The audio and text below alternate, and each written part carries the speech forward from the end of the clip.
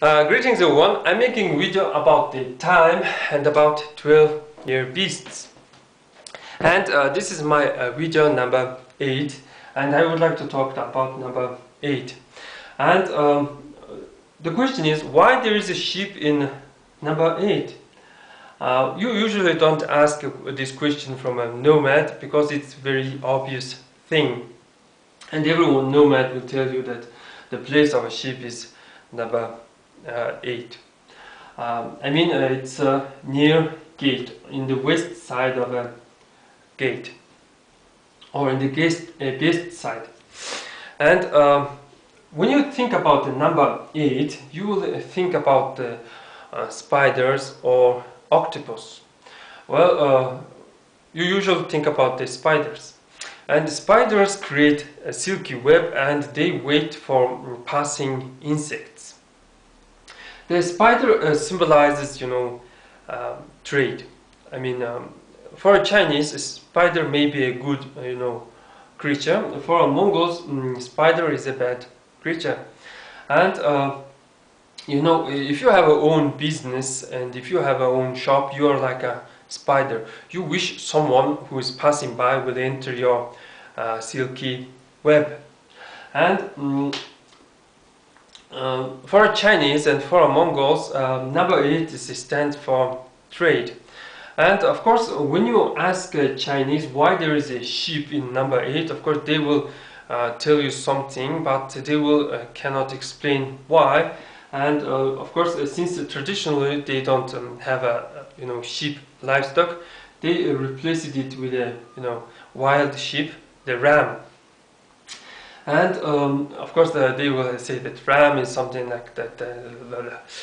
And of course the reason why there's a sheep in here, it is because nomads keep sheep here. Livestock give birth in the end of winter and in the beginning of spring.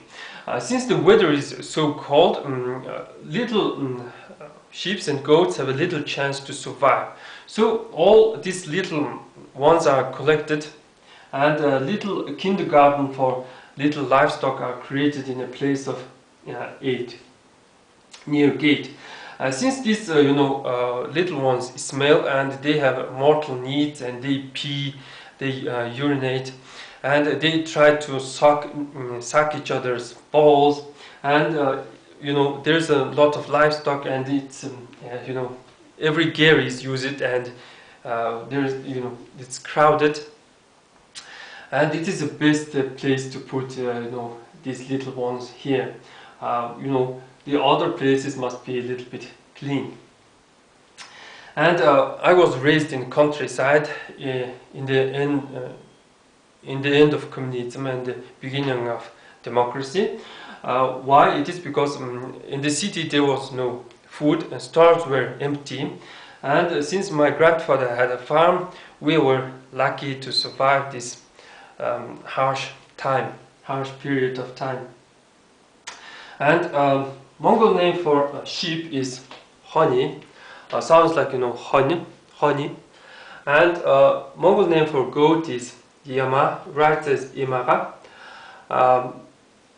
Mongol name for number 8 is Nai-r-am, and Mongol name for trade is Nai-r-am-dal. Well, there's a small difference. It's you have a 2R when you say trade. Nai-r-am-dal. And of course, trade comes from a word 8. So why there is sheep? It is because if you are a nomad, you trade with a sheep.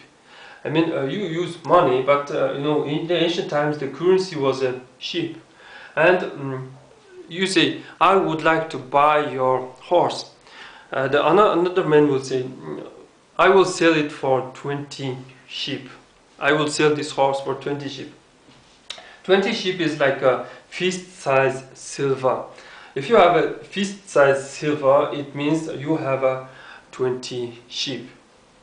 And when you are trading with the people, you must be a little bit, compassionate.